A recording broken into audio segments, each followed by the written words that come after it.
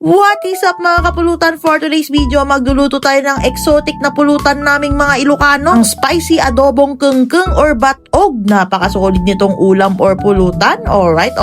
Una sa lahat, first of all, nagpunta tayo sa San Fernando City, La Union Public Market at may nakita tayong nagbebenta ng kengkeng. Less than 1 kilo na lang daw yung naiwan. Binenta sa atin ni ate ng 120 pesos. Alright.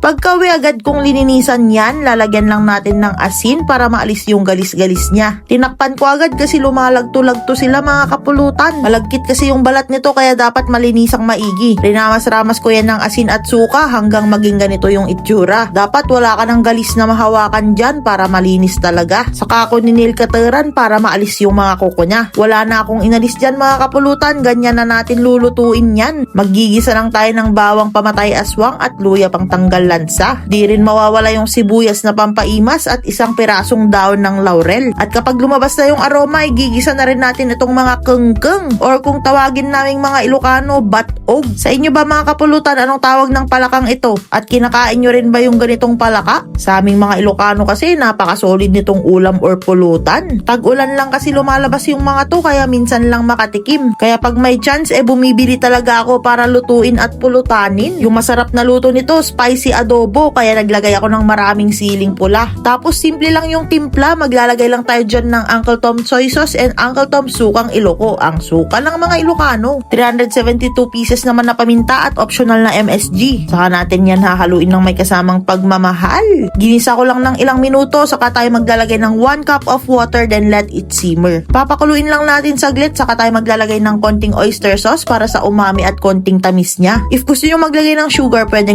rin naman. Isisimmer na natin to ng 15 to 20 minutes on low heat mga kapulutan hanggang mawala yung tubig niya. Pag mamantikahin natin na parang napiprito na. Tignan nyo naman kung gaano kataba yung kengkeng. Siguradong mabugi yan mga kapulutan or yung itlog niya sa loob. Isa nga yun sa mga hinahanap-hanap ko pag kumakain ako ng kengkeng. Makikita natin mamaya kung mabugi din ba pag binuksan na. Sigurado ako marami na namang natatakam na mga Ilocano viewers natin dyan. Quality ang pulutan natin for today's video mga kapulutan. Spicy adobong nagmamantikang kengkeng or batog. Pag wala na yung sarsa niya at mantika na lang yung makita sa pan mga kapulutan, pwede na yan. Patayin nyo na yung apoy at sumandok na kayo ng isang kalderong kanin. Charot, pupulutanin pala natin to. Ngayon naman ipapakita ko sa inyo yung tamang pagkain nito. Bubuksan lang natin, check natin kung marami ding bugi or yung itlog nitong mga kengkeng. Yun yung pinaka-favorite ko na part niya, sumunod na yung balat ng kengkeng. Sheesh! Pagka-open pa lang kita nyo na yung bugi oh. Parang caviar lang. Quality talaga yung lasa niya. Aalisin lang natin yung bituka niya.